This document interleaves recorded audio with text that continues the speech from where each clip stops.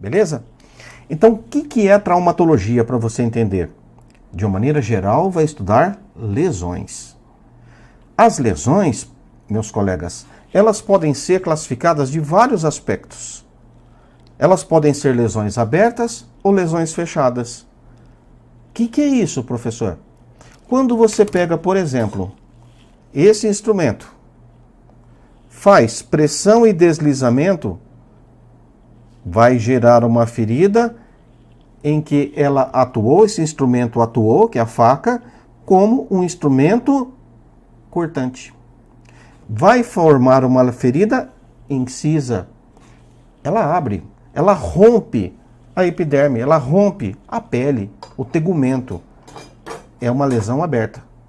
Mas você já viu que, de repente, vamos pegar uma luta de boxe, ou mesmo uma luta qualquer, uma agressão física, o cara toma um soco, fica inchado, fica colorido, né? Fica roxeado depois dessa coloração, espectro equimótico de Legrand-Dussal, vai mudando de cor, nós vamos ver isso. Não rompeu o tegumento, então é uma lesão fechada. Só para que você já comece a ter uma ideiazinha de diferença entre essas lesões. Eu estou falando de lesão e vai aparecer um outro termo, ferida. Ferida. Não são coisas idênticas, mas são coisas muito próximas. Vamos ao nosso primeiro slide. Traumatologia é a parte da medicina que estuda os traumas, as lesões e os instrumentos. Então, os instrumentos podem ser chamados de agentes. Agentes vulnerantes. São esses instrumentos que vão causar as lesões. Portanto, o estudo da lesão, né, é feito pela traumatologia. Quando a gente usa o termo forense, toda vez que você encontrar o termo forense, significa que aquela ciência ou que aquela parte do conhecimento está sendo aplicado à justiça. Já está a desvendar um ato infracional, um crime, a gente diz está associado à justiça. Portanto, vejamos aqui, são aspectos médicos, jurídicos, vejam, por isso medicina associado à justiça, forense.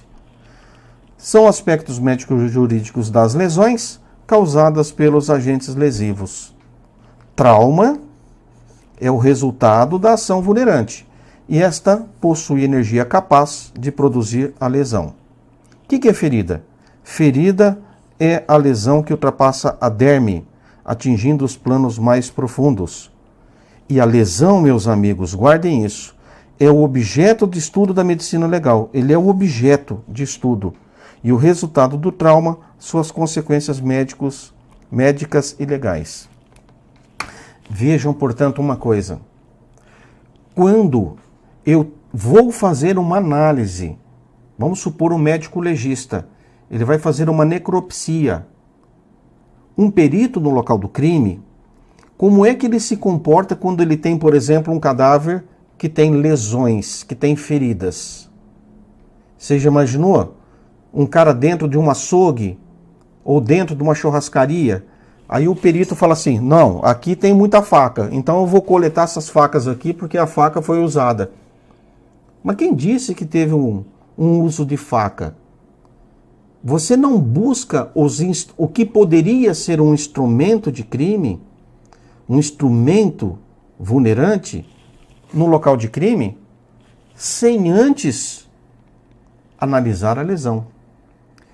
Então a nossa ideia não é falar assim, olha, a faca, para que serve a faca?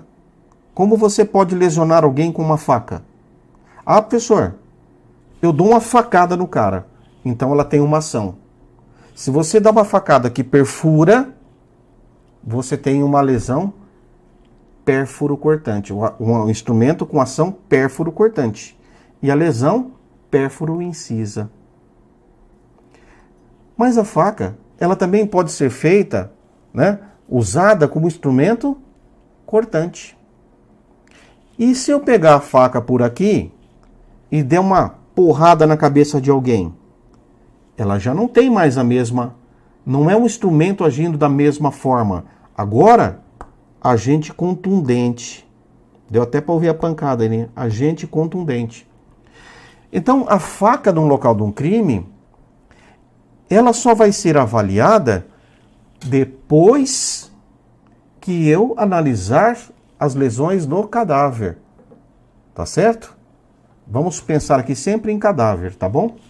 Num caso típico aí de medicina legal, muitas vezes eu vou pensar já numa pessoa morta, num cadáver, portanto. Daí, eu não sei se você sabe, né, que cadáver quer dizer carne dada aos vermes. Carne dada aos vermes. Porque o final de todos nós é esse. Nós seremos dados aos vermes. Nós seremos decompostos. Os nossos compostos orgânicos e inorgânicos serão decompostos por seres minúsculos. E esse material vai ser reaproveitado. Entra no ciclo do carbono, entra no ciclo do hidrogênio, olha aí misturando a química com a biologia, com a medicina legal. Então, para você ter uma visão mais ampla das coisas.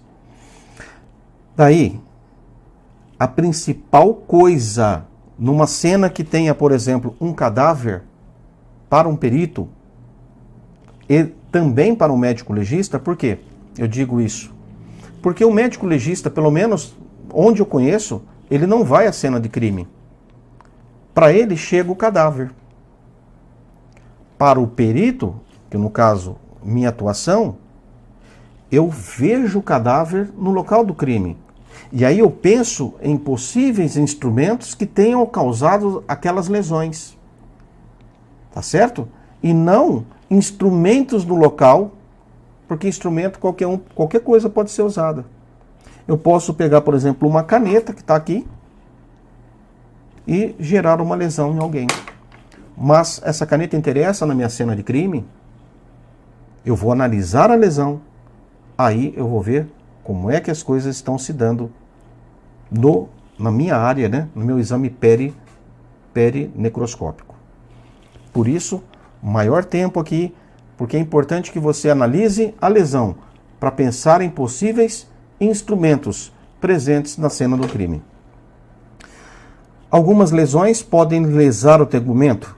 É importante que você saiba o básico da estrutura, camadas da pele, né? Por que isso é importante? Porque em lesões que nós vamos estudar, como disparos de arma de fogo, existem alguns conceitos que vão ser empregados. Em lesões contusas, existem alguns conceitos que vão ser empregados, que levam em consideração a nossa maior barreira, a nossa maior defesa, que é o tegumento, que é a pele. Ela é uma barreira fantástica contra agressores externos, contra micro-organismos, e aí quando você causa um dano, você tem uma ferida. Tá certo? Então dê uma olhadinha rapidamente. Nós temos aqui, ó, a epiderme é a camada mais externa. Nós temos a derme, que é a camada intermediária, e aqui nós temos a hipoderme, que é a mais interna. Observem que nós temos diferentes tipos de estruturas, como terminações nervosas, glândulas sudoríparas, olha aqui o caninho saindo com suor, né? O duto sudoríparo. E aí, moçada, isso é importante para a papiloscopia, né? Porque a saída de secreções por aí nos levam a ter certas possibilidades de identificação de alguém, por exemplo, por datiloscopia. Nós temos os pelos, que podem cair numa cena de crime, ele contém DNA, principalmente se tiver o bulbo, melhor ainda. Glândulas sebáceas também importantes para a produção de material gorduroso, que também pode fazer e faz parte da composição das impressões digitais. E uma coisa que você tem que reparar: onde estão os veias e os vasos? Bem na superfície ou mais interno? Então vejam que aqui, ó, artérias, veias e vasos, praticamente não encontramos, né, de grande calibre ou de pequeno calibre na epiderme, mas encontramos nas regiões mais profundas. Beleza? Olha o tecido adiposo, ó, importante para o tipo de transformação cadavérica, importante para a regulação da temperatura corpórea e também, se é importante para a regulação da temperatura, lá na tanatologia é importante para você analisar os sinais abióticos que nós chamamos de resfriamento. Quanto mais gordura nós tivermos, mais isso vai influenciar em como esse corpo vai ser degradado, transformado e como que ele também vai mudar a sua temperatura em relação ao ambiente. Beleza? Prosseguindo, eu acredito que esse slide você pode dar um print nele, porque ele é bem importante. Aqui tem as formas de energias. Eu vou colocar o print e nós vamos estudar algumas dessas formas de energia nessa nossa revisão. Então vejam, as energias podem ser do tipo mecânica, física, química, físico-química, bioquímica, dinâmica ou mista. Mista é que quando a gente tem ação de duas ou mais dessas formas de energia. Beleza? E professor, tá tudo beleza. Então o que é um agente mecânico? O que é um agente mecânico? Já estamos falando, portanto, de energia mecânica. Mas o que é um agente mecânico? Agentes mecânicos, o que eles fazem? Eles transferem energia cinética. De quem? Do instrumento que foi empregado para o corpo da vítima. E ao incidir sobre o corpo, apresentam a capacidade de modificar o estado de repouso ou movimento deste indivíduo. Então, estou aqui, eu paradinho, aí de repente eu não lavei a louça, chega minha mulher e pau! Quem está transmitindo energia mecânica é esse meio físico, certo? É esse meio material. Esse meio material tem que ter massa. Claro, alguns com menos massa, outros com mais massa. Quer uma balinha aí? Então isso aqui também é um agente vulnerante. Esse aqui você sabe muito, né? Muita energia cinética. E ele vai alterar o estado de repouso ou o estado em que esse corpo se encontra. Tira o cara da inércia ou mantém na situação inicial. Chocou, bateu, lesionou, traumatologia, agente vulnerante de natureza mecânica, transferência de energia. Então, de uma maneira geral, é interessante que você tenha esta visão do que é um agente mecânico. Agente é um instrumento vulnerante, um instrumento de energia mecânica. E aí, nós temos 6 possibilidades para os agentes mecânicos. 3 deles eu já vou trazer agora, que eles são chamados de ação simples. Professor, essa classificação é importante? É sim, ela é importante. Eu até separo minhas aulas, porque em ação simples e ação composta. Por quê? Você precisa estudar primeiro os agentes de ação simples, para depois você entender como que eles agem concatenados, juntando as duas formas de ação. Então, ação simples são 3 tipos de instrumentos, de meios de ação, e existem características para esse instrumento. O que é importante nesse nosso primeiro quadro que eu vou trazer para vocês? Guardar as 3 formas de ação e as características materiais físicas, como que é o corpo desse instrumento. Porque quando você pensar num instrumento, você fala, olha, esse instrumento ele pode agir dessa forma, ou destas formas, mas não pode agir daquele jeito. Tá certo? Então o que a gente vai ter é o seguinte: energia simples. Existem instrumentos que eles atuam por pressão. Por pressão. Existem aqueles que atuam por pressão e deslocamento. E aí, meus jovens, existem aqueles que atuam por choque. Como será isso? Fique de olho nesse primeiro quadro, um quadro que merece um print.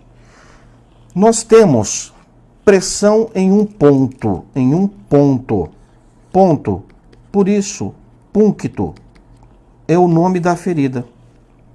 Cuidado, moçada, que as bancas adoram? Fazer duas coisas.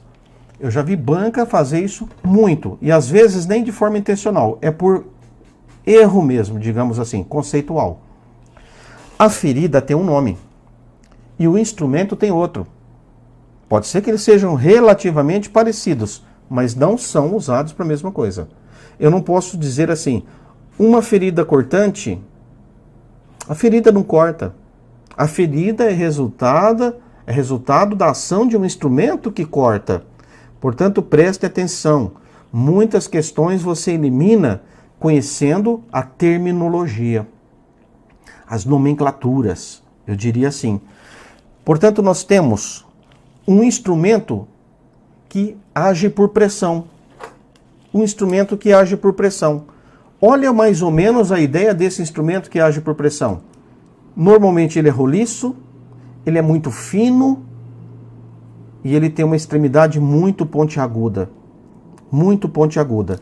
Então, olha o que você faz. Você encosta aqui, ó, não estou fazendo nada. Estou aumentando a pressão. Estou aumentando a pressão. Estou aumentando a pressão. Ó, olha aqui no meu braço. Olha o ponto que ficou da lesão. Estão vendo? Olha o lesão. Se eu tivesse perfurado, ficaria dessa mesma forma. Só que esse instrumento iria penetrar. Ele iria para camadas mais profundas. Então, quando eu faço pressão, se eu fizer muita pressão, eu posso perfurar meu tecido. Supondo que eu tivesse perfurado, quando eu removo, fica esse ponto, ó, esse ponto. Por isso, uma lesão pontiforme. Pontiforme. Vocês perceberam que a ponta, ela tem uma área muito pequena. E a pressão é dada por esta relação aqui, ó. Pressão é a força sobre a área. Quer dizer que se eu tenho uma área muito pequena, que é a ponta do instrumento, e eu exerço uma força que eu empenho, a minha pressão vai ser altíssima. Quanto maior a força, menor é a área, maior será a pressão. E aí o que acontece? Eu tenho a capacidade de perfurar o tegumento, passar pela pele, certo? Sem fazer muita força. Esse é o princípio da seringa, da agulha da seringa. Você faz uma certa força para perfurar. Ela perfura com certa facilidade? Sim. Você já imaginou se a ponta de uma seringa fosse desse diâmetro? Como é que você vai perfurar esse tecido aqui? Tem que fazer muita força. E aí você vai deixar uma lesão muito grande. Como é que chama o instrumento? Perfurante. Ele só perfura. Perfurante. Portanto, meus caros, a lesão é chamada de punctória. Então, perfurante. O instrumento aqui é perfurante. Perfurante. O perfurante leva a uma lesão em forma de ponto, punctória. Quando o instrumento ele pode cortar, você vai deslizar esse instrumento e vai fazer uma certa pressão. Então o poder deslizante dele é maior do que o poder de pressão. Se eu tenho um gume afiado, eu não preciso fazer muita pressão para levar um corte. Ó, eu estou deslizando esta faca, esse instrumento, sobre o meu tegumento. Não está cortando. Mas se eu impuser aqui uma certa pressão, aí sim. Só que eu deslizo muito mais do que eu pressiono. Esse tipo de instrumento, normalmente, ele tem pequeno diâmetro, tem pelo menos um gume afiado. Pelo menos um gume afiado. Falou em gume afiado, você vai pensar em instrumentos. Normalmente a gente pensa na faca, mas não é apenas a faca. Uma folha de papel, já cortaram a mão mexendo numa folha de papel muito fininho? Um caco de vidro, um pedaço de cerâmica, ele também pode cortar. Uma lâmina metálica pode cortar.